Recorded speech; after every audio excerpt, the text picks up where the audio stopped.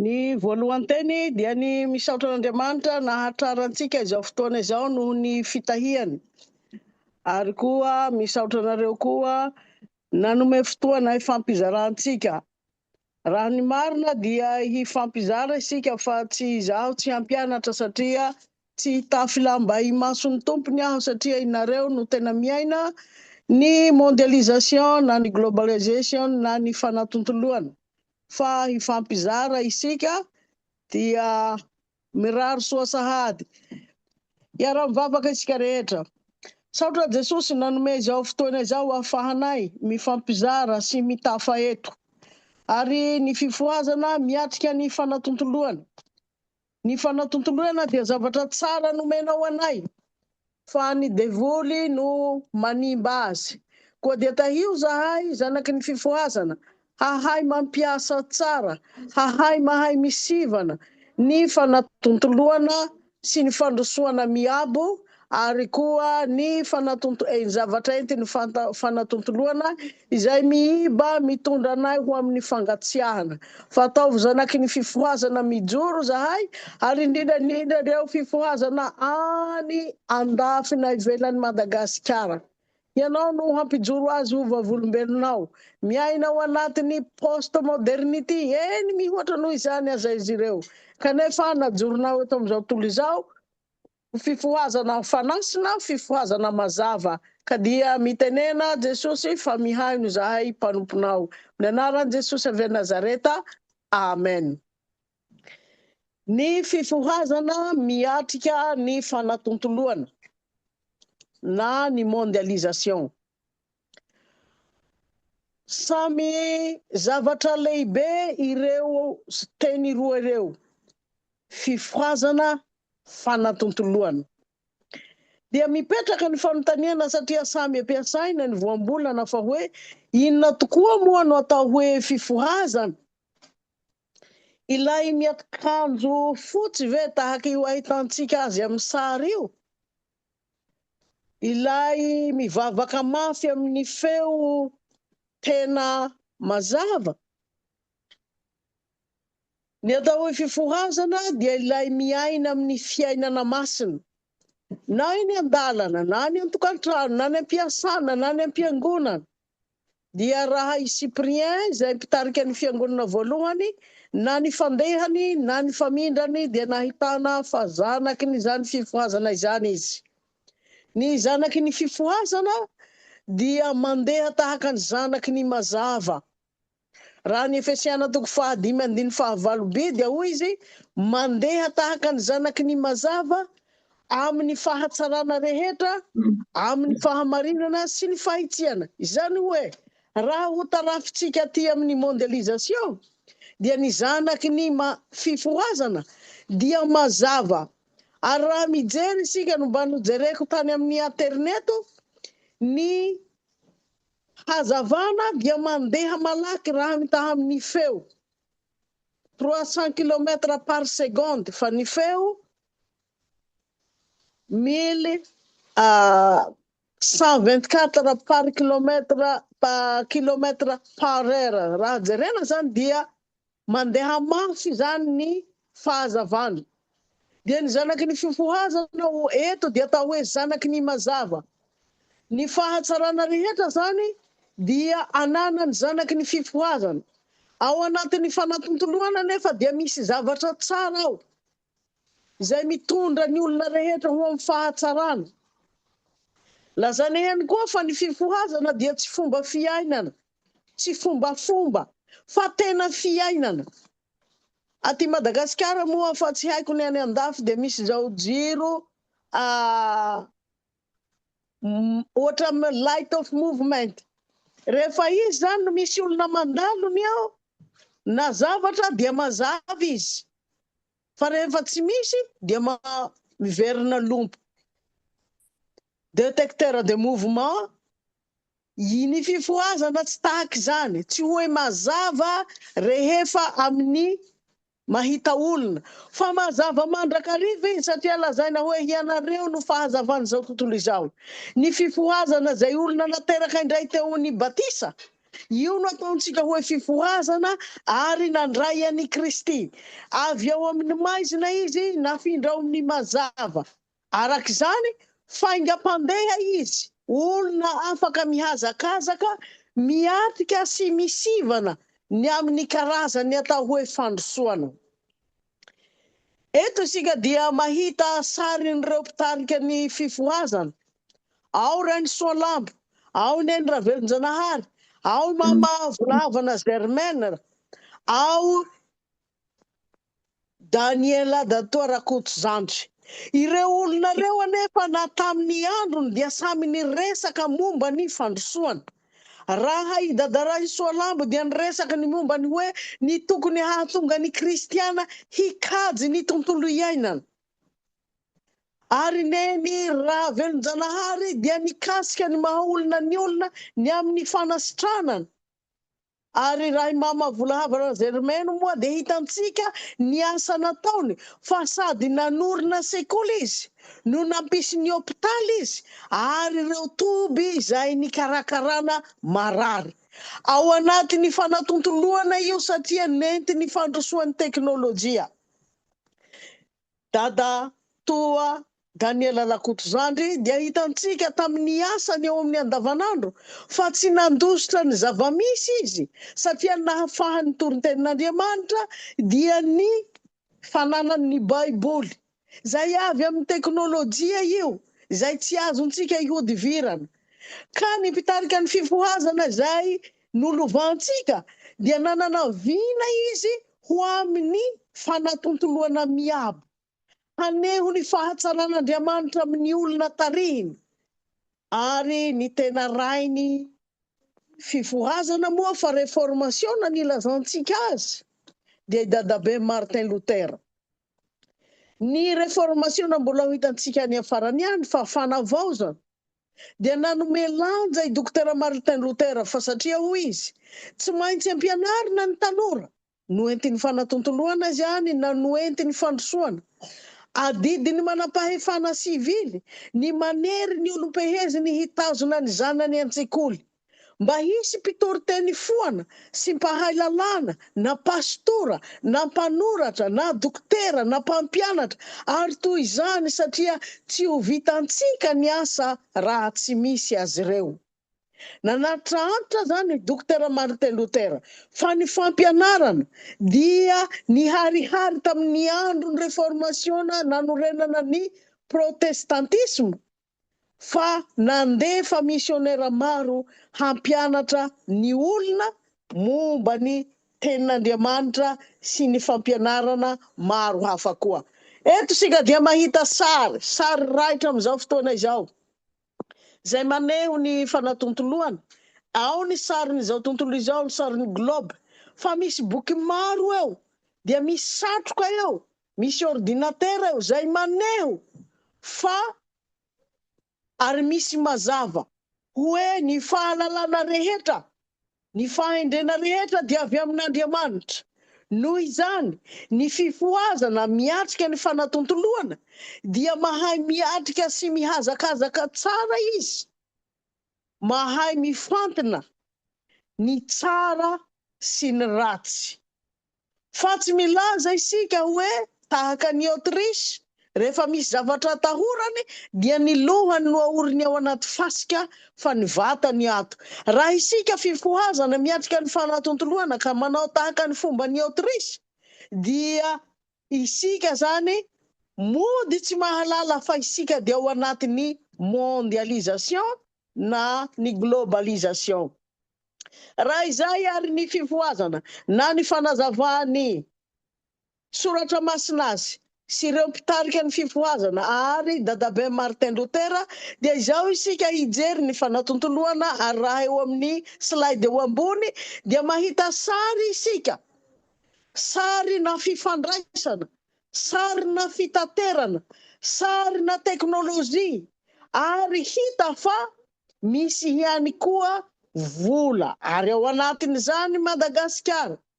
Dia ny fanatontoloana zany raha fintinina sy faritana amin'ny fomba tsotra, ary mety efa ho antitra aza ny famaritana, dia lazaina fa ny fidirana sy ny fitomboan'ny fanakalozana amin'ny endrika iraisam-pirenena mety ho vokatra io, mety ho hevitra io, mety ho kolontsaina io, ary maneho ny famirapiratany fandrosoan'ny teknôlôjia toy ny interneto, ary hitantsika amin'izao ny intelligence artificielle izay akina ny olona be dia be ka hatramin'ny toroteny dia efa misy efa tsy manomana intsony eny aza fa tsy mivavaka intsony fa hoe taloha moa nisy an'izao hoe chacun pour soi Larousse pour tous tamin'ny tanora mbola namaky ny dictionnaire Larousse fa amin'izao dia hoe chacun pour soi ny intelligence artificielle pour tous. Miankina amin'io fanatontoloana io zany mandrakariva dia mifamatotra ny ara-toekarena sy ny kolontsaina. Ka arak'izany ny fanatontoloana dia fifandraisana mampitambatra ny toe-karena maneran-tany ho iray.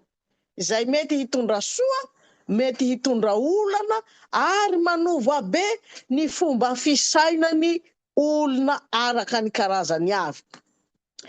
Araka ny fomba fijery ny tahiry mbola iraisam-pirenena indray dia milaza izy fa misy zavatra efatra no azo marina amin'ny fanatontoloana. Ny voalohany dia ny fisian'ny varotra, ny fanakalozana, fifandraisana zany, ny fisian'ny renivola sy ny fampiasana izany, ny fifindramon'ny olona. Raha hitantsika le sary tary aloha, mivezivezy ny olona ary mahagaga. Ny aeroport rehetra dia olona mihazakazaka sy mandeha no hita. Mandeha eny amin'ny taxi borosy raha ty Madagasikara eny amin'ny Fasakarana, eny Andohantapena ka ny Ambodivona, misy olona mifindra. Ary koa ny fiparitahan'ny fahalalana tahaka izao ataontsika izao. Aty Faradofay aho nefa ianareo any Andilambato kanefa misy fifampizarantsika fahalalana. Ny fanatontoloana zany dia fampidirana ny fivelarana misehatra iraisam-pirenena amin'ny alalan'ny teknôlôjia, telefona, internet sy ny sisa sy ny sisa. Ny anarany moa no maharaitra azy fanatontoloana ary hitantsika eo zany fa misy samy karazany sy samy lokony aby. Fa raha ny ilazany zareo Amerikana azy hoe melting pot, zany hoe ao anatin'ny vilany iray dia mikambana ao aby dia tsy fantatra intsony hoe inona ao anatin'ny fanatontoloana. Ka ny anarany no raitra fa tamin'ny andron'ny apôstôly dia efa nisy varotra. Satria ny olona rehetra nivezivezy tany Roma nitondra varotra, tany Efesosy izay nisy ireo port lehibe. Efa nisy ny fivezevezena ary nisy ny fifandraisana satria ny fampiasana ny teny Grika na ny Hebreo Aramaika dia nahatonga ny olona ho afaka nivezivezy. Noho izany tsy misy moa ny vaovao fa ny teo ihany ny vadibadika fa amin'ny endriny vaovao. Koa ny fanatontoloana zany na tamin'ny andron'ny apôstôly dia efa nisy ny fanatontoloana satria nahatonga an'ireo apôstôly ireo afaka nivezivezy nankany Roma, nankany amin'ny toerana naovana asa misiona ary ny voambolana ampiasaintsika aza hoe tout chemin mène à Rome. Ny lalana rehetra dia mankany Roma. Dikan'izany efa nisy fifandraisana sy fifamoivoizana fa ny nivoarany dia izao post-modernity na mihoatra noho izany post-modernity izany ara ny ainy antsika azy amin'izao. Tsara ny nanaovan'Andriamanitra ny zavatra rehetra. Ny devoly dia tsy namboatra zavatra fa niditra tamin'ny zavatra efa namboarin'Andriamanitra. Ahoana ary no lazainy soratra masina momba ny zava-misy iaina ny fifoazana eo amin'ny fanatontoloana? Ny soratra masina manazava ny soratra masina. Ary itsika zany tsy fondamentalista fa mijery ny soratra masina araka ny contexta izay ananantsika azy. Karaha ny Galatiana 5:1 dia izao no lazaina amin'ny anaran'i Jesosy. Ho amin'ny fahafahana nanafahany kristiantsika, koa tomoera tsara aza mety ho azon'ny zioga fanandevozana intsony. Koritiana 2:2, Koritiana 2:7-7 ary ny tompo izany fanahy izany ary izay toeran'ny fanahin'ny tompo ny toeran'ny fahafahana. raha isika miatrika ny fanatontoloana ka tonga andevo ny fanatontoloana tsy mahita intsony fotoana izay hangina na hianoana ny tenin'Andriamanitra eny hifampizarana fa aterneto no mibaiko antsika de tonga andevo isika fa ny tenin'Andriamanitra manao hoe tomoera tsara aoka ianao ho stable aoka ianao hahay mandanjalanja tsy manao analyse ary tsy ho hataony fanatontoloana andevo sy zioga. Paulo no milaza azy hoe ny zavatra rehetra azoko atao fa tsy ny zavatra rehetra no mampandroso ary zaho tsy mety andevoziny zavatra. Ny tompony izany fanahy izany dia Jesosy, ny toeran'ny fanahin'ny tompo dia toeran'ny fahafahana. Ka raha isika tsy manana fahafahana hiaina sy hampiasa ny fanatontoloana izay harena sarobidy nomen'Andriamanitra antsika dia andevo ihany isika ary tsy mahay mifidy fa lasa andevo ao anatin'ny fahamaizinana. Hoy ny Tesaloniana voalohany 5:20 fantaro ny zavatra rehetra hazony mafy izay tsara. Misy ny fanatontoloana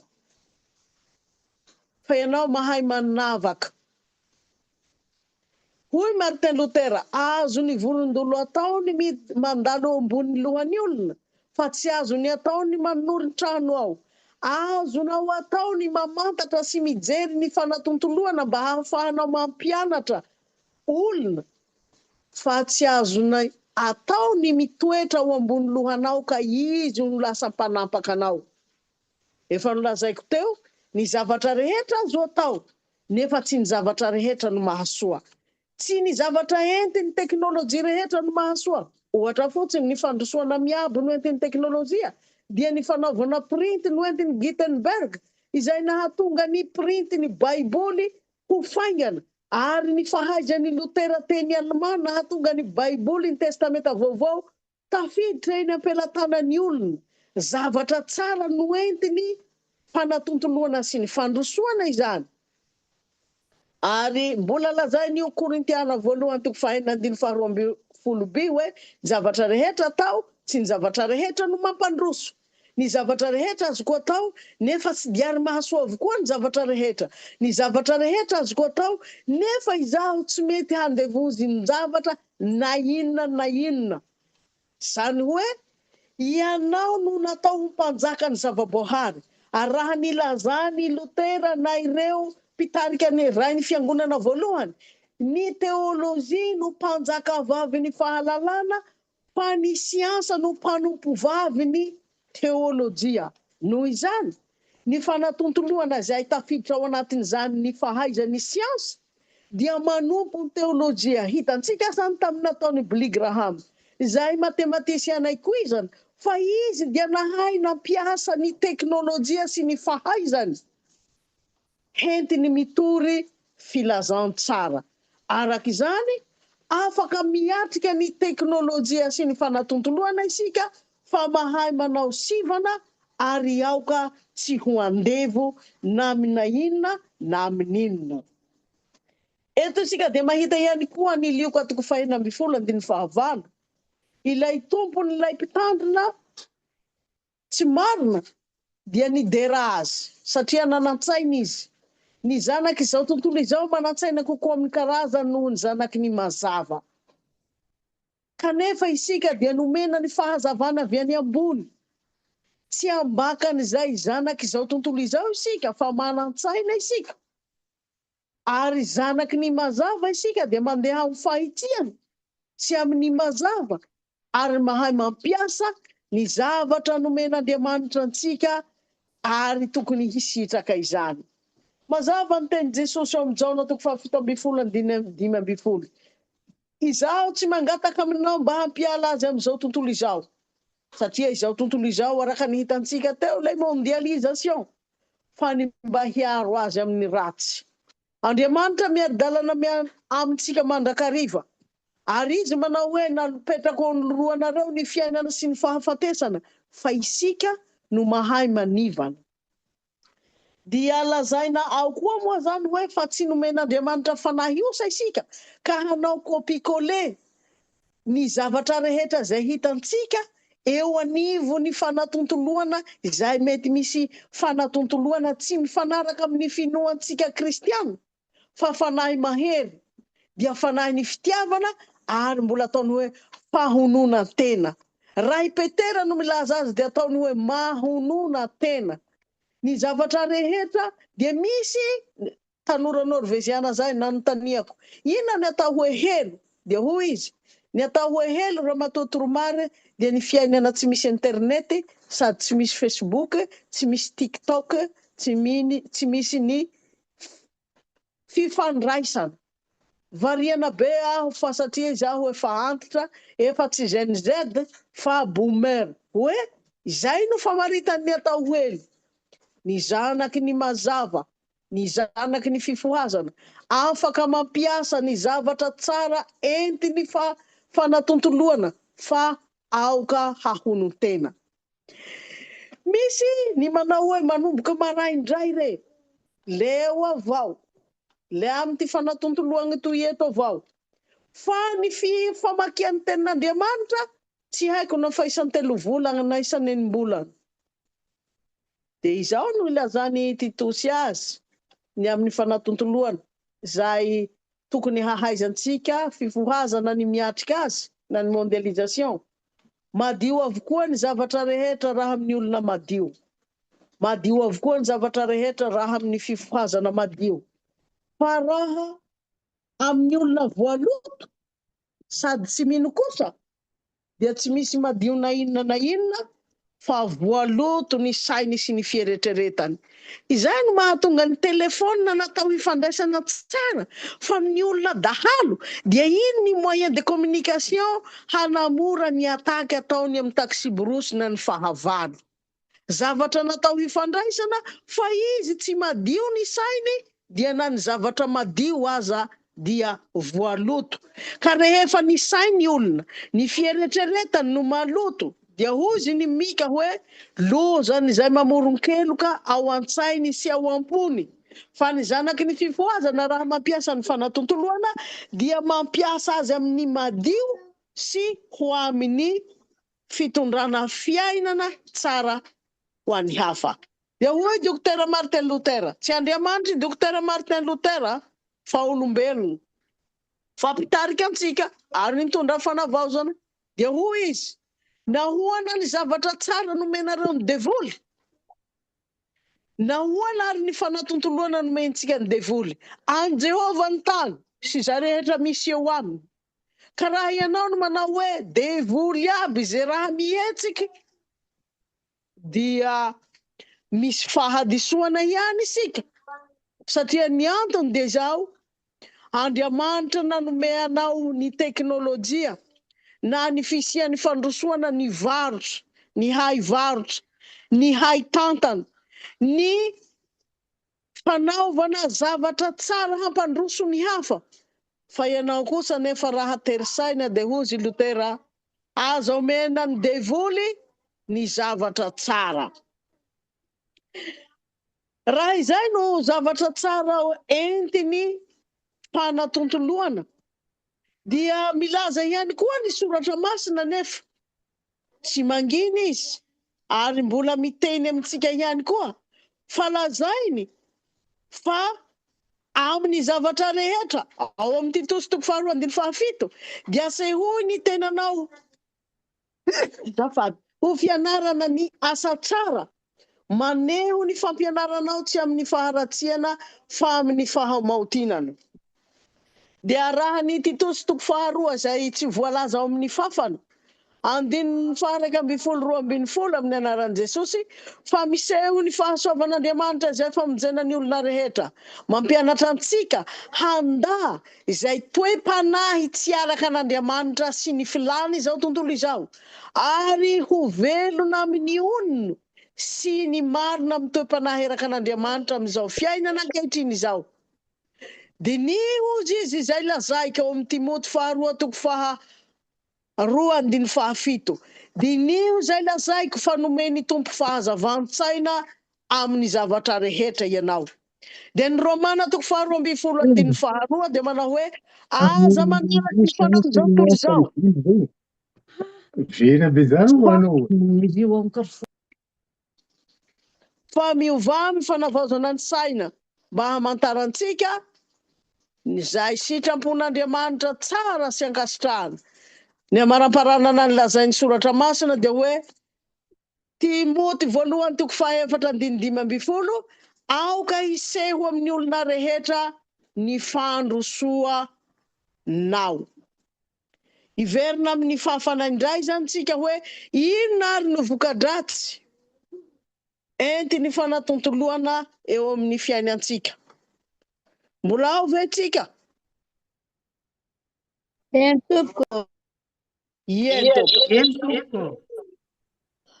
Raha misy ny vokatra tsara no lazaiko teo, de misy koa ny vokatra ratsy. De mametraka point d'interrogation moa ny sary eo hoe inona ary le zavatra ratsy nefa ny zavatra toa tsara be daholo.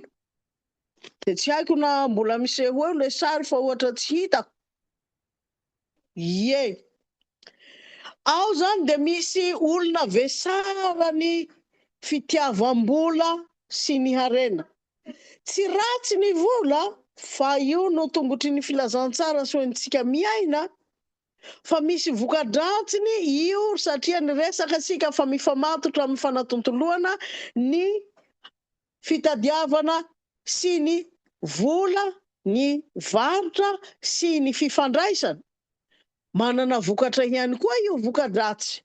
Raha ny Timoty 1:7-7 de hoe ao koa fantatrao izao fa ny amparany ihany ny olona hisy andro mahoro, fa ny olona ho tia tena, ho tia vola, mpandoka-tena, miteny ratsy, tsy manoa, tsy manaja zay masina, tsy manam-pitiavana, mpanontolo fo, mpanendrikendrika, loza be.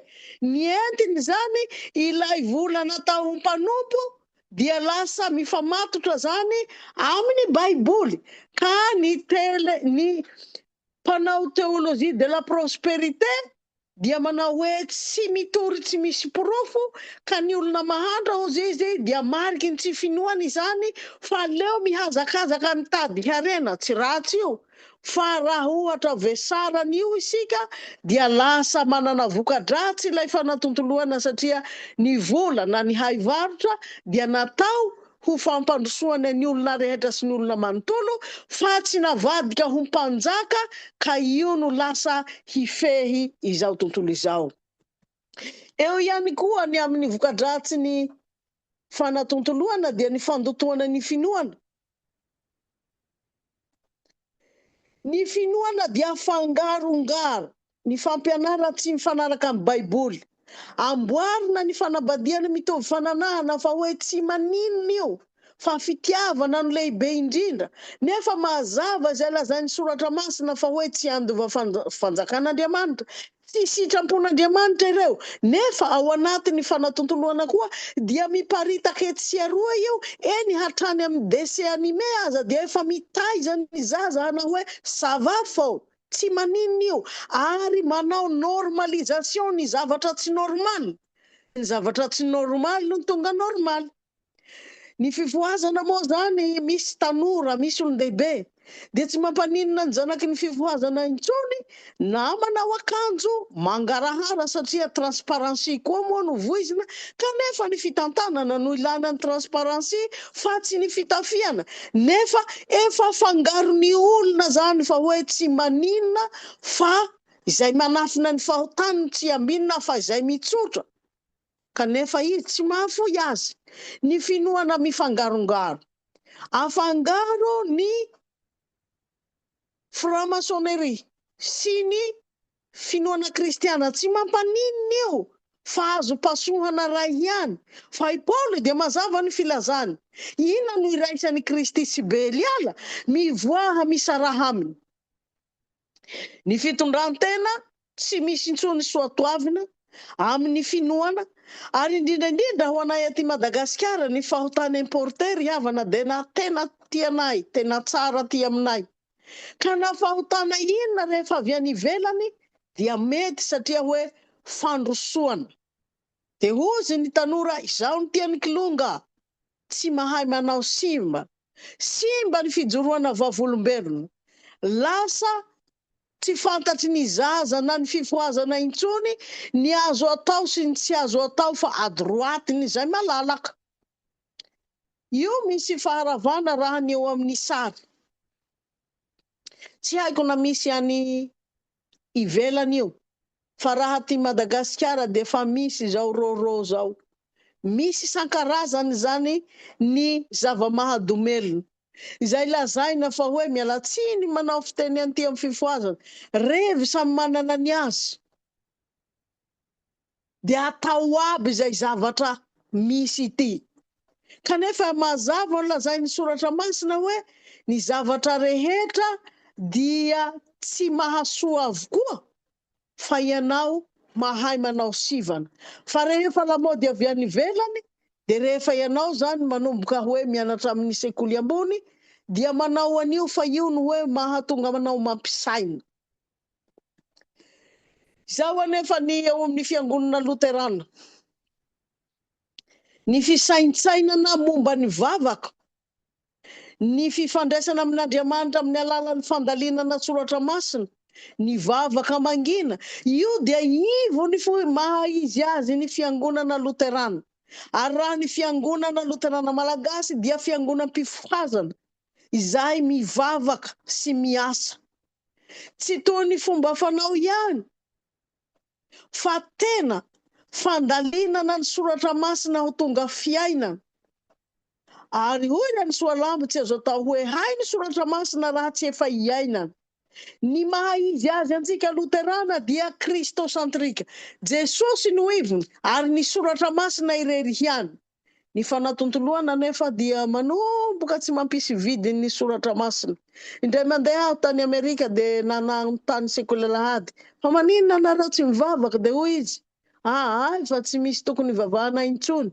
Ny antony hozy izy, raha ivavaka zahay efa hitanay eo amin'ny fonony package fa misy vitaminy hoentiny io. Ka zahay tsy manao hoe omeo heristanjaka fa efa misy io.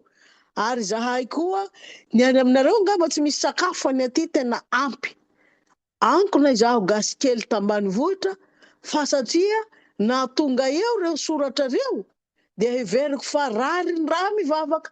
Kanefa noho ny fisian'ny fanatontoloana dia ny intelligence artificielle no lasa misolo ny toeran'ny Soratra Masina, ka izay zavatra rehetra dia tsy maintsy jerena amin'io sy tarafina amin'io. Nefa ny Galatiana dia milaza hoe ny Soratra Masina no kanona, ary lazainy Salamo 5:100 fa hoe fanilo ny tongotra sy fanazavana ny lalako ny teninao. Fa ny olona zany dia tsy manao io intsony. Lasa tsy mandinika tenin'Andriamanitra tsisy fotoana intsony. Hojerentsika moa ny sary manaraka eo. Tsy haiko na misy any amintsika io. Fa sehony eo zany fa tamin'ny 1980, mbola hitantsika any amin'ny sary any ambany any. De io fianakaviana io zany na ty Madagasikara na ny ivelany dia mbola nanao mivavaka miondrika rehefa isakafo. Ary tena hita fa tena concentré. Fa rehefa nanomboka tamin'ny 2024, le zaza mitana Android telefona, asiany ekotera ny sofiny, ny sasany mivavaka, tsy misy fotoana intsony zany ka ny tokantrano zany efa tsy ahitana vavaka intsony fa nanjary cybercafé sy hotely fihinanam-bary. Io zany no zavatra entiny fanatontoloana mihena ny fahatahoran'Andriamanitra. Nefa lazainy Malakia hoe raha ray aho, aza zay hajako. Tsy atao laharam-pahamehana intsony ny fiainana ara-panahy. Mihena ny vavaka sy ny fifadian-kanina, mihalefy ny fibebahana sy fanalorantena, fa maro herena sy maro ahina. Marina io fa maro herena sy maro ahina isika. Kanefa izao, ny niatsy nahafantatra zavatra hafa aminareo aho i Paoly, afa-tsy Jesosy Kristy indrindra fa izy nomboany tamin'ny hazo fijaliana. Tsy misy fotoana intsony andehanana amin'ny fiangonana mivavaka, tsy fantako ny fiangonana any aminareo any andafy. Ny aty Madagasikara mbola feno, fa feno ambava ny hozy ny filazana azy. Rehefa asaina mitsangana izy dia mipetraka. Toy izao mivaky teny amin'ny anaran'i Jesosy dia mipetraka izy. Fa rehefa asaina mipetraka izy hainy filazan-draha rasy vaovao am-piangonana dia mitsangana izy mandray ny telefona dia mivoaka. Ary dia asiany ekotera ny sofiny. Mahita tsika le olona eto tsy misy fotoana intsony fa lasa tratran'ny depression ary tena fasahirana an-tsaina mahery indrindra. Tsy misy fotoana intsony hivavahana ny olona. Dia hitantsika eo moa amin'ny sary manaraka ireo zany no misy. Ireo no misy iainany zanantsika. Efa tsy mahita fotoana intsony izy hivavahana fa manahirana azy ny 1980 mbola nivavaka 2024 efa io ary mino aho fa efa hihoatra an'io azy.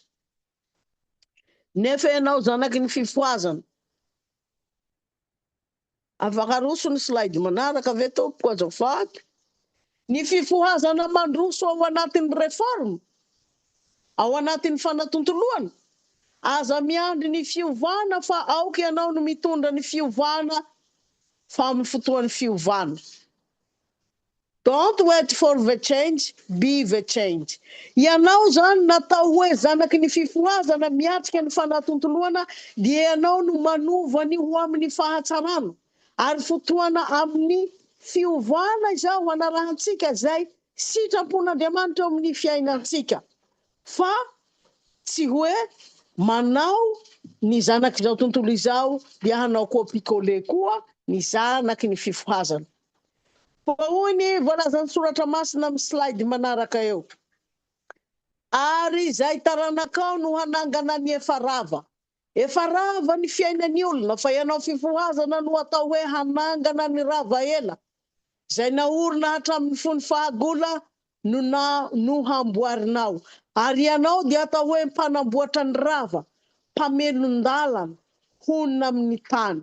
Ianao zanaky ny fifohazana no nataon'Andriamanitra ho fanasina sy fahazavana, hanangana ny efa rava. Rehefa ravarava ny fanatontoloana ny tontolon'ny finoan'ny olona zanaky ny fifohazana, mitsangana fa efa rava. Fa ianao nataon'Andriamanitra hanangana an'izany.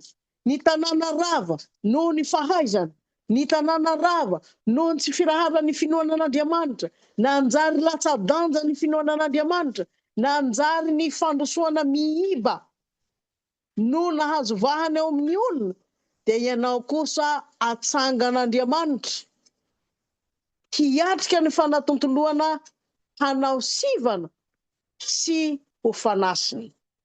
Kely isika dia hamarana. Zao no lazain'ny Lutera.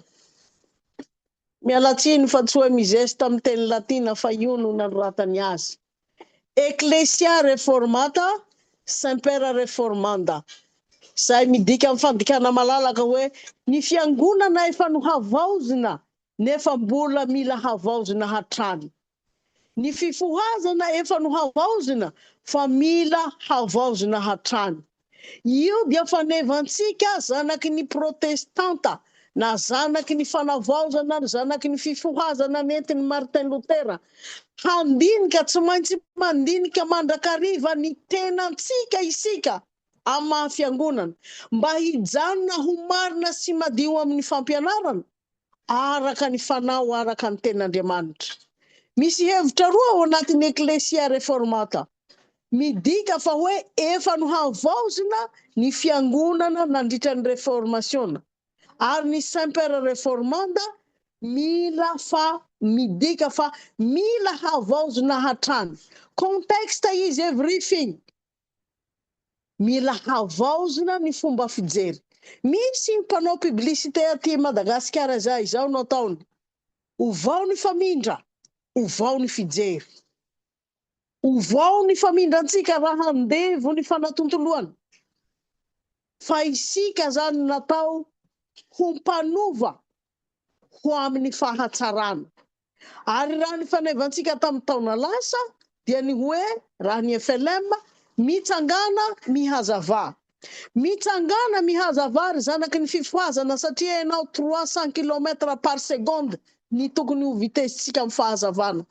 Ny fahamaizina ny fanotontoloana dia ianao natao ho mitondra ny mazava lehibe. Ary ny boky lesitsika amin'izao taona 2024 zao dia ny hoe ny Matio, filazantsara ny Matio ary ny faneva manao hoe mandehana ataovy mpianatra ny firenena rehetra. Mandehana ataovy disipla ny firenena rehetra fa tsy atao eleve. Ny disipla sady mandray ny fampianarany mpampianatra azy dia Jesosy no miaina izany. Ny eleve manao tsy anjery ka tsy voatery ny zavatra heniny amin'ny mpampianatra no arahiny fa tahaka ny mamboatra lakana ety an-tanety fa tsy mety mitondra ny lakana miroboka eny amin'ny ranomasina. Ianao zanaky ny fifohazana izay any amin'ny ivelan'ny Madagasikara na eto Madagasikara miaina sy miatrika ny fanatontoloana. Nisy horonan-tsary no jereko izay ny milalao azy de Tom Cruise manao hoe mission impossible. Toa impossible ny hatahanao ny teknolojia fa ianao kosa dia ampanaovin'Andriamanitra mission impossible. Ianao dia tahaka ny zanak'ondry eo am-povoan'ny amboadia ka ianao no mitondra any Kristy. Zanaky ny fifohazana miatrika ny fanatontoloana mitafy any Kristy izy. Dia hozy Paoly any amin'ny Efesiana tafio avokoa ary ny fiadian'Andriamanitra ka rehefa ianao no mitafy sy manana ny tenin'Andriamanitra mahay mamantatra ny zavatra rehetra fa mihazona mafy zay tsara. Fifohazana reformanta semper reformanda. Dia misaotra antsika tompoko naharitra ny haino. Thank you. Saotra indrindra naharitra ny haino. Dia mirary soa ho antsika rehetra. Raha misy moa fanontaniana dia eo ihany aho na mifampizara antsika fa misy ray aman-dreny pastora betsaka aho fa tsy izaho no tena hanao inona eto fa io no zavatra kely azoko no zarany amintsika fa dia mirary soa ho antsika rehetra.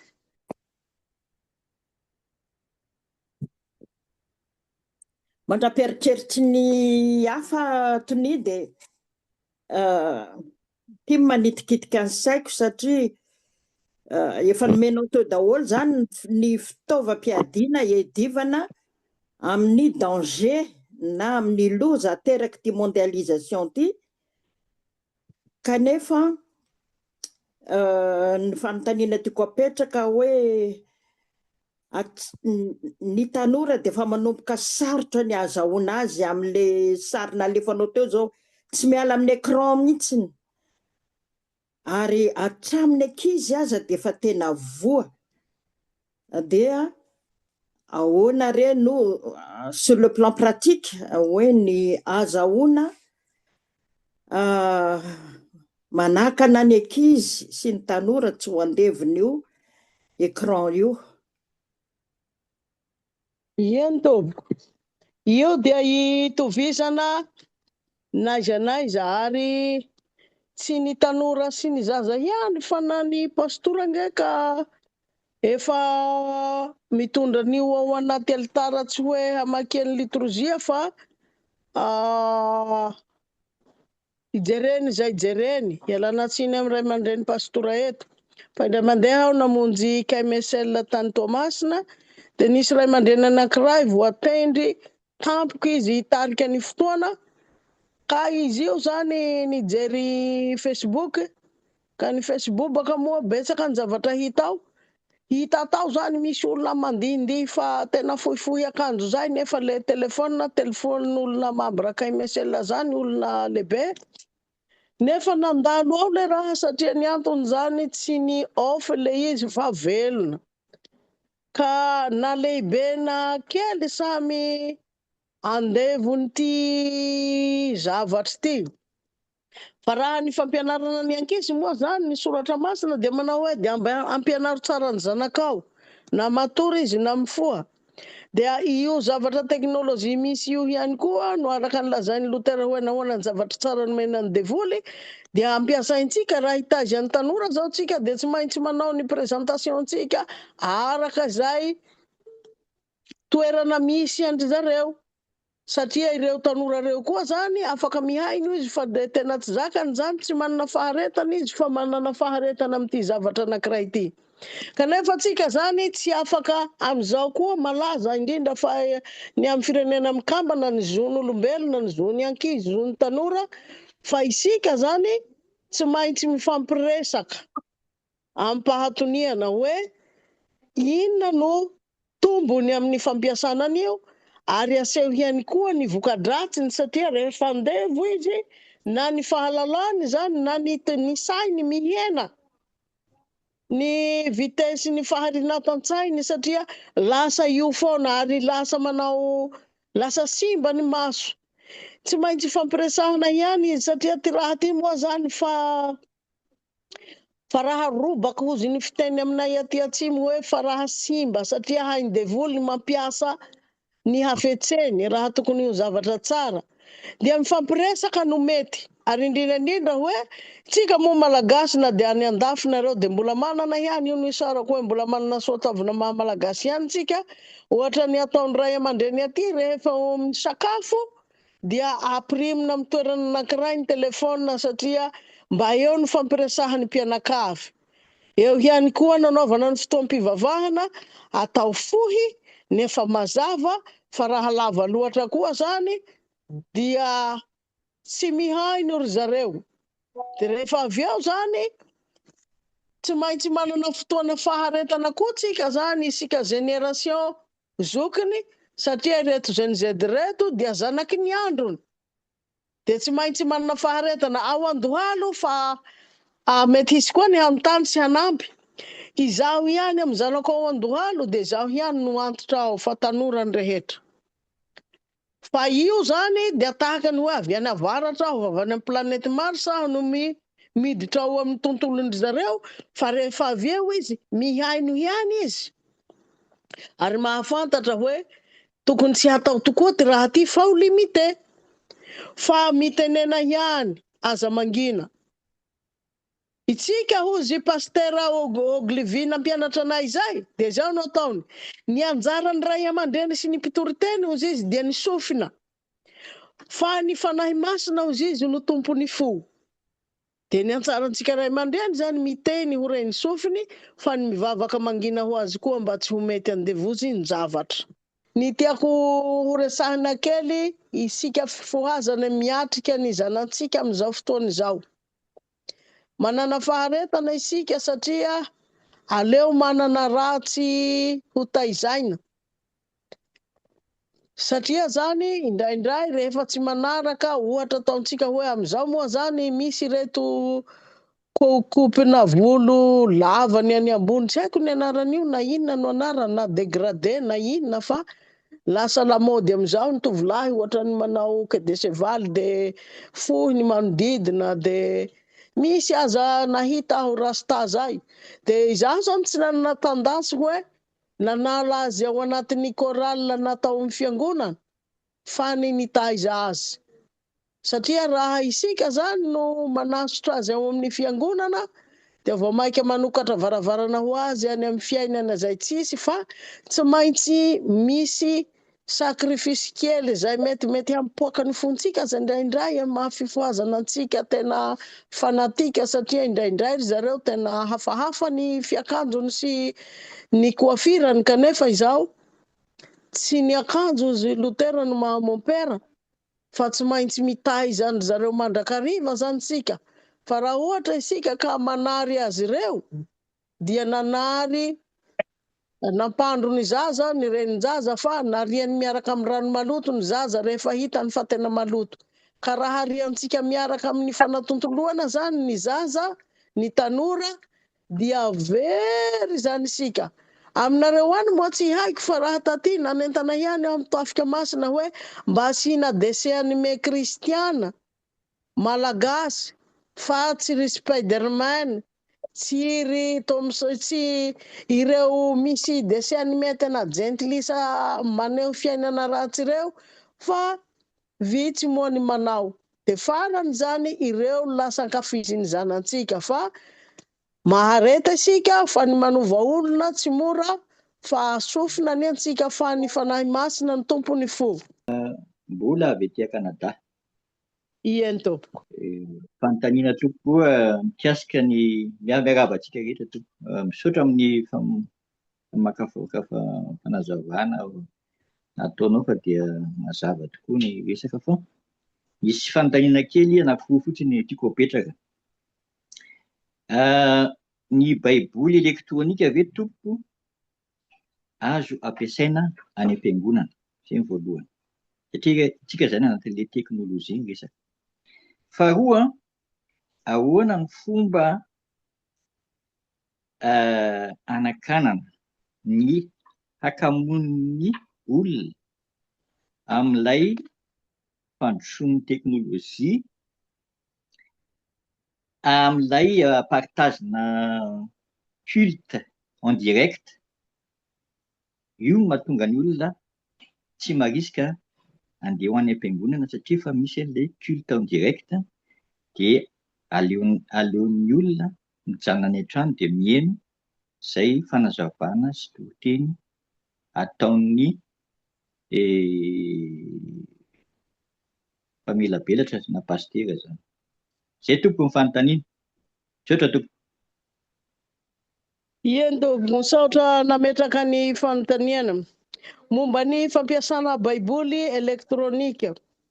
Raha ny fanapahan-kevitry ny KMSL aty Madagasikara dia nandrara ny fampiasana ny baiboly elektronika ao amin'ny fotoam-pivavahana. Ny antony zany hoe mba hampisy fihandrinan-tsaina ny olona ho amin'ny vavaka, satria io no antodiany, satria rehefa ny baiboly elektronika indraindray misy manembatsembana, kanefa tsy ho lalanan'ny mediana sy persiana io, satria raha ho ahy manokana ohatra nanadiny solomaso tamin'ny alahady lasa, dia amin'ny fiangonana ambanivohitra vitsy ny mahay mamaky teny, de nananontany ilay katekista iza no mba afaka hamaky ny leksiona, dia nanangatanana aho zany tsy maintsy hamaky, kanefa kely ny soratra ao amin'ny baiboly. De ny nataoko zany mba tsy hanafitohina ny jiosy, satria izaho natao anatin'ny nanapa-kevitra hoe baiboly taratasy, de noentiko ilay baiboly taratasy, fa ilay telefona nataoko tao anaty baiboly satria iny no zakany masoko. Fa misy fotoana isika tsy maintsy mila ny baiboly elektronika. Mety hampianatra ianao, mila référence tampoka any amin'ny métro, any am-pandehanana. Eny ara, ao am-piangonana misy teny ilainao tampoka, kanefa iny no mola hitadiavana azy. De tsy tokony ho andevo isika ka hilaza hoe tsy azo atao ny mampiasa an'ity, de tsy hampiasa azy. Fa ny navoaka ny KMSL farany teo de hoe ny pastora afaka mampiasa ny tablety amin'ny sermon, ny fampianarana, fa tsy mampiasa ilay baiboly elektronika. Ny antony zany de hoe io fihandrinan-tsaina io araka le nolazaiko teo, fa ny famporisihana anareo any ivelany. Context is everything. Raha io baiboly elektronika io moa no mbola afahantsika mitazona azy ho an'i Kristy, dia ampiasainy ihany, fa de mamporisika ihany sika amin'ny fampiasana ny baiboly taratasy sy ny hira. De momba ny kilta, io moa zany ny soa noentin'ny Covid dia afaka nampitahin-davitra ny tenin'Andriamanitra sy ny fotoam-pivavahana. Kanefa zany na de efa tsisy ny Covid, efa tsy mihiboka ny zanak'Andriamanitra, de mbola maniboka ny tenany ihany izy, fa tsy mahefa. Kanefa maha-loteranantsika zany ny la mesa privé moa zany de tena lavin'ny Lotera zany io, fa amin'izao zany ny olona taty Madagasikara nahita fanasan'ny tompo self service, fivavahana international le izy fa tsy Loterana malagasy. De apetrany ety akaiky ny varavarany ety ny mofo sy ny divay hamasiny, de apetrany eny, de rehefa mirava, rehefa ianao te handray de mampidina ianao, de makamoso, de mihinana, de mandeha. Tsy misy intsony zany hoe soratra masina milaza hoe aza mahafoy ny fiarahantsika miangona tahaka ny fanaony sasany. Fananjary aretina tarazo io ary misy fiangonana aty Madagasikara tsy mety mandefa ny fandaharana mivantana.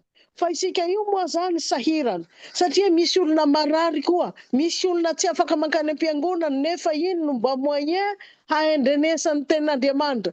Dia sahirana zany ny fiangonana miatrika an'io zavatra io kanefa tokony hampianarintsika an'ivon'ny fiangonana hoe raha mba salama re tongava satria efa tsy misy afo intsony moa na ny andafy fa mino afo amin'le nareo mangatsiaka io amin'ny seminaire de mba mampiasa kitay ihany kanefa raha kitay ihany tsy mirehitra raha iray fa raha mba misy kitay maromaro ao dia mirehitra. De tahaka izany koa isika kristiana na de hoe misy ny teknôlôjia ny fiombonantsika ao am-piangonana dia mifampahery isika mifampitondra zay mavesatra mifampivavaka fa azakivy nareo fa de tena aretina iaraha mana amity ary ny tanora aza noho io filazandraha lava io de misy ray aman-dren'ny pastora moa eto de mahavoantsika koa ty de tokony fehezina zany ny fotoana satria indraindray ny toriteny fohy noho ny filazandraha. De ny tanora amizay zany malaky mitsoaka de hoy izy aleo magnaraka en ligne ery aza nanorakitra lefa mivola de tsy haiko nataony ry tompony harenany an-tranony ihany io. Fa izaho nahita tany Amerika hoe mitovy mijery écran misoratra masina io no manamasina le pastera de rehefa avy eo amizay mitovy am'le atao amin'ny McDonald io drive through de samy makany azy. Izaho tsy naka satria tsy fantatro zany fa izaho koa mbola tambanivohitra raha teo koa de hoe ahoana ary ty fa mila miezaka isika ary mila mampahafantatra mandrakariva fa tsy mitovy zany ny ampitain-davitra sy ianao mba miara miombona amin'ny kristiana ao fa de mahereza rery havako fa io tsy ady mora fa ady sarotra kanefa tsy maintsy mampiasa an'io koa sika sitrany ahay mba misy maheno ny tenin'Andriamanitra fa misy tsy afaka mandeha mihitsy. Salama tompoko. Miaraba tsy miarabandrehetra aminara de sosy saika an-tany amin'ny alatsy fa ty andalana fa mety mitabataba le am'le mitaiza tenen'ny Tony teo zany hoe mila taizana le ankizy mety manao fitafy tsy mendrika na volo tsy mendrika na ohatr'izany pratika zany ahoana zany le mitaiza ve le hoe mampianatra ihany sa le approche le mitenen'le olona mihitsy koa de efa fitezana iny ma tsy zany tsy ny mpiandry sy ny pastora mety mahay le hoe mampianatra sy mitaiza fa ny kristianina sy ny sasany mahita ohatrany ahoana ny fomba approchena an'le olona zany hoe mba tsy hablesse anazy zany fa manana zay sens zay hoe mitaiza zay zany hoe manitsy azy mampafantatra azy ny zavatra mety hoe tsara tokony ataony sy ny tsy mety tokony ataony nefa tsy blesse anazy tsy hampiemotra azy. Zay zany tiako fantarina hoe ohatrany ahoana zany tokony ataonay kristianina raha mahita namana na mitondra namana ohatr'izay ao am-piangonana amin'izay hoe mitaiza zay satria ny rehetra no mitaiza ny fiangonana rehetra fa tsy ny pastora sy ny mpiandry ihany de zay zany mba fantaniana tompoko. Eny tompoko. Itsika zany tsy tokony hihataka azy. Nisy fiangonana anankiray zay mpiray tampo izy fa ny anankiray zany mpihira mpanakanto de rasta hozy ny tanora de ny anankiray pastera de anniversaire-n'le rahalahiny mpanakanto de niafinafina tany ivelany any ihany le rahalahiny na de naniry ho am-piangonana fa nantsony le rahalahiny de zaho teny amin'le fotoana satria lahady ny pastora tamin'izay fa rehefa tonga tao am-piangonana izy zany na de tsy tafiditra tao anatin'ny ritualy ny fiangonana ny hoe happy birthday dia tsy hita ny lalàna maharatsy azy satria fahatsiarovana ny fiarahabanazy de nanao happy birthday azy ay niditra izy de mbola tsy alezy fa rehefa hoe nihira ny fiangonana ny embrasser hoe no matter what na inona misy azy de hoe noraisiny izy satria zanak'Andriamanitra de izy ihany zany raha taty aoriana no nanety ny volony fa raha itsika zany tonga de mapetraka azy anjorom-bala de mahatsiaro zany izy hoe tsy integre ao amin'ny fiangonana, ary koa raha ohatra ka resahantsika hoe tianareo ty de nareo de tena fany amin'ny fahaverezana fa inona koa ty raha ataonareo ty, dia mandratra azy. Fa ohatra io mampijalijiny io ny fomba nataoko tamin'ny tanora de hoe inona ny dikan'io ry tanora? Teny anglisiny io ataonira tonia destroy, de hoy zao hoe inona ny dikan'izany destroy zany? Mandrava, de hoy zao fa maninona ary nareo no ravaravana ny jiny sy ny tenanareo anaovana an'ity raha ty? Nefa i Andriamanitra de tena nampiakanjo any Adama sy Eva, fa itsika ohatra ny efa tsy any amin'ny fampianarana any amin'ny sokajin'le hoe approche any amin'ny tanora, fa raha ohatra izy tsirairay, raha vao tonga amin'ny fiangonana izy de arahabaina tsara fa zanak'Andriamanitra. Fa ny fampianarana azy tsikelikely miala ho azy io.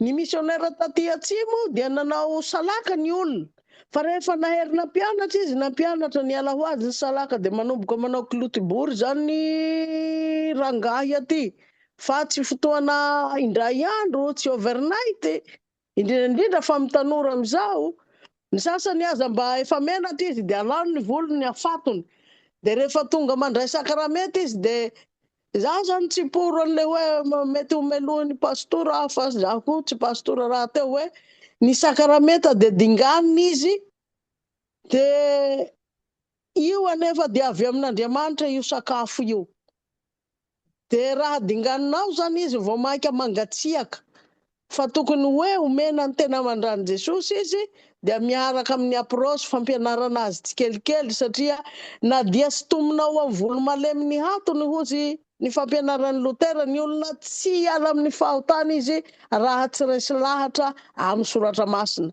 Tao fianaran-tsoa nisy zaza mpanao minizipa reny, de ozy le pastora, zaho ange tsy raha hoe malaina an'io fa tsy hitako tsony ny halehany masoko, ary ny apokalipsy dia tsy manao hoe izy ireo mpanao minizipa, fa izy ireo miakanjo fotsy lava. Lava zany ry zanako ny akanjo ato, fa tsy hitako ato amin'ny baiboly ny hoe zipo fohy. De ny kakakaka ry zareo no sady nataony lavalava ny akanjony, fa mila faharetana zany tsika, satria amin'izao fotoana izao zany ny olona zany sarotra tenenina tahaka ny akoho hozy rajao zay, sarotra tompo.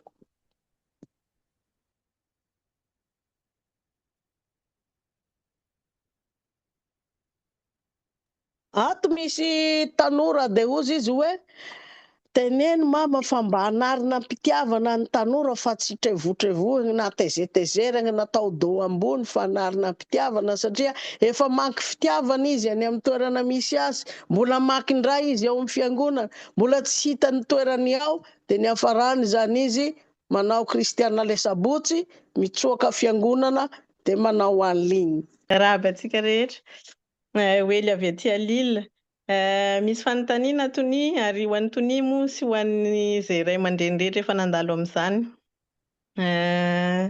Zahay de mbola kely hianaka, zaza mandeha any amin'ny crèche aloha zany zao ny etapin'ny zanakay, de atsoatsy de hiditra amin'ny sehatry ny fianarana.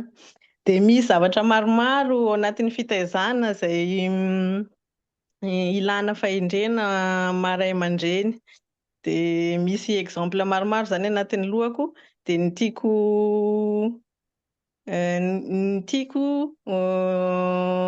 fantarina de hoe ahoana ny fitondrana ny fampianarana ny zaza ao anatin'izay mondialisation zay. Ny exemple voalohany de hoe rehefa ny ampianarana ny zaza de hianatra ny hoe ahoana ny fiforiana an'izao tontolo zao, de ho ampianarina anazy zany hoe d'un point de vue scientifique de ny Big Bang de ny rajako de ny évolution ny olombelona, fa ny aty tsy ny fampianarana rehetra moa zany, fa indrindra ny aty tsy manaiky an'izany hoe Andriamanitra namorona an'izao tontolo zao. Zay aloha voalohany. De aorianan'izay koa de efa miroborobo be zao ny hoe mila ekena zany ny safidin'ny ray aman-dreny, ny lahy sy ny lahy mifanambady, ny vavy sy ny vavy mifanambady, ka ny ray aman-dreny zany amin'izao ny atao hoe parent de tsy vehivavy sy lehilahy irery tsony fa na ny vavy sy ny vavy ny lahy sy ny lahy dia azo atao hoe parent. Ny eo amin'ny crèche ny zanako zao dia tsy misy tsony ny fête des mères sy ny fête des pères satria misy ny zaza tsy manana père fa mère anankiroa na tsy manana mère fa père anankiroa dia ataon'zareo zany hoe fête des parents mba incluevana an'le les parents tsy haiko moa zany fomba fitenenana anazy fa zany hoe lehilahy sy ny lahy sy ny vavy dia ao anatin'izany rehetrarehetra zany ny zaza no milomano dia ao ny intégration ao ny socialisation dia tsika nefa kristiana dia hampianatra an'le zaza ny lalana tokony ho izy dia nefa ny manana an'izay contrainte zay izy ihany hoe raha hanao examen izy ohatra dia rahan'izay zany ny fanontaniana ho apetraka aminy dia araka le nampianarana azy ny tokony ho valiana dia izay angamba azonareo ny tiako hiaviana fa ny anontaniako zany dia hoe ahoana ny fomba hitondrana ny fitaizana ao anatin'izay situation zay izao situation miévoluer amin'izany resaka fiovahan'ny parentalité zany. Misaotra tompoko. Ien tompoko.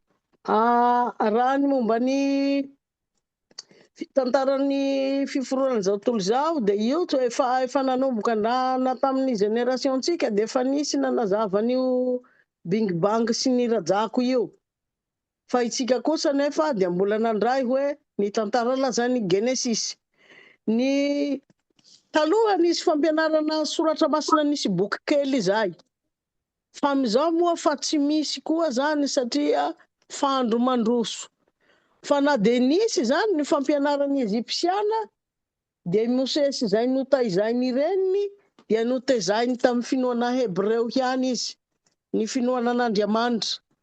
Na dia nisy zany zavatra misy ny fako miditra eto amin'izao tontolo izao fa itsika ray aman-dreny zany no tsy maintsy mampianatra ao an-trano ary io no tokony hoe hifototra mafy amin'ny fampianarantsika sekoly alahady na ao an-tokantrano satria raha ohatra ka Big Bang no manjaka ao aminy ao dia izay nitombo ao aminy ao zany no ivelarana dia lasa tsy mitovy amin'ny finoantsika intsony izy fa efa nisy ihany io ary mbola ampianarina mbaraky ty androany kanefa rehefa Paoly isika ray aman-dreny hoe fantatsika izay inoantsika dia ampianarintsika ihany.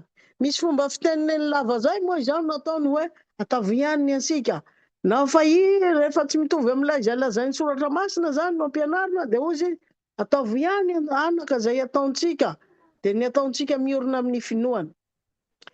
Dia momba ny firongata amin'ity raha ty mafimafy ty raha ty fa tsy fantatro zany izay handraisantsika zany amin'ireto raha reto fa zay lazainy soratra masina moa dia lazainy mazava ny amin'ireto fisian'ireto fanambadiany mitovy fananahana reto fa lazainy ao amin'ny jaona voalohany toko 7, 7, hatramin'ny 7 hoe anaran'i Jesosy anaka aza vela hisy hamitaka anareo izay manao ny marina no marina eny marina tahaka azy izay manonta dia avy amin'ny devoly satria ny devoly manonta hatramin'ny voalohany izao no sehoan'ny zanak'Andriamanitra dia ny handrava ny asan'ny devoly sy izay naterak'Andriamanitra no tsy manonta satria ny voany no mitoetra ao anatiny ary tsy mahay manonta izy satria naterak'Andriamanitra. Dia raha ny fisian'io raha maro karazany ao moa zany ny transgender ao ny cisgender ao san-karazany zany io fandrosoana io dia mazava asehon'ny Baiboly anefa fa hoe fandikan-dakilan'ny olona io ary lazainy koa fa hoe fahotana mila ibebahana ka na dia ampianarina ny amin'ny sekoly io dia tokony hampianatra koa isika ray aman-dreny zany izay lazainy soratra masina satria aminy dia ny zon'olombelona no ambony fa amintsika kristiana kosa dia ny soratra masina no ambony ka izahay zany na tia Madagasikara dia efa misedra an'ireo satria rehefa mampianatra ao amin'ny fiangonan-dehibe ao Antananarivo dia betsaka ny efa manana fironana dia tena masiaka kanefa tsy maintsy ny zavatra lazaina dia tsy maintsy lazaina hoe tsy mety io fa lazainy soratra masina tsy azontsika atao. De sarotrarotra zany ny misy anareo kanefa izao tena mazava zay lazainy soratra masina. De atao akory zao ny hampiviriny hoe aza mandry amin'ny lehilahy tahaka ny fandry amin'ny vehivavy fa fahavetavetana izany. Raha misy lehilahy mandry amin'ny lehilahy tahaka ny fandry amin'ny vehivavy dia fanao fahavetavetana izy roa lahy ka hatao maty tokoa any rany dia ho amin'ny ihany. Sarotra zany le izy kanefa izao ny tenin'Andriamanitra zany no ambony ka na tsika manao kompromisy.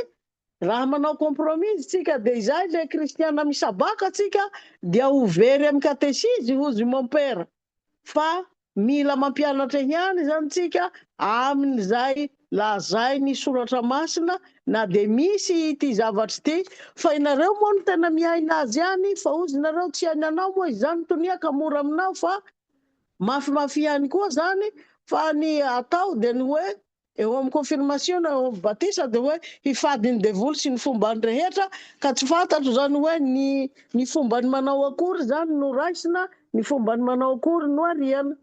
Fa de misaotra anareo zay nanao izao fotoana izao ary mampahery anareo, ianareo rehetra na tanora na pastora, aman-dreny pastora na mpitarika ny fifohazana. Raha ny aty Madagasikara aza ny sarotra fa maika ny anareo zay any amin'ny firenena atao hoe mandroso kanefa ao ny fandrosoana miiba kanefa ny nifidianan'i Jesosy anareo dia tsy Jesosy sokola ny Jesosy tsika ka Jesosy mamimamy ihany fa Jesosy izay maniraka anareo. Ary ny mahatsara n'io Jesosy tsika io dia izy zany mi-accompagner fa tsy mamela anareo ho irery any Eropa na any Canada na any amin'ny toerana ampitan-dranomasina rehetra any fa tsy avelany mandeha seul anareo fa indro Jesosy hombanareo mandrakariva amin'ny mission toa impossible zay ampanaoviny anareo. Dia ny zanaky ny fifohazana any Eropa ne ho Tom Cruise manao mission impossible fa ny zavatra rehetra dia possible rehefa miaraka amin'ny Jesosy sika. De mirary soa ho anareo de samia ho tahin'Andriamanitra. Mankasitraka indrindra tony mamerina ny fisaorana indrindra tompoko. Tena afa-po izahay na de hoe sarotra aza ny mise en pratique ny zavatra zay niresahana teto de araky ny teninao hoe mission impossible possible miaraka amin'ny Jesosy de zay mifanantenanay. Mankasitraka tompoko satria tena manampy be dia be anay ny fampianarana androany. Dia tompo Jesosy neno omba sy hitay anao tony azo tanjaka fahasalamana amin'ny fanompona maro zay mbola ataonao. Mahafaly anay ny mahita teolojianina vehivavy izay tena mijoro tahaka anao mba mampahery anay vehivavy koa izany. De mankasitraka indrindra tompoko de mampitondra fisaorana ny fianakavianao koa ary de ny fitahin'Andriamanitra ne ho anao sy ny ankonanao. Misaotra tompoko.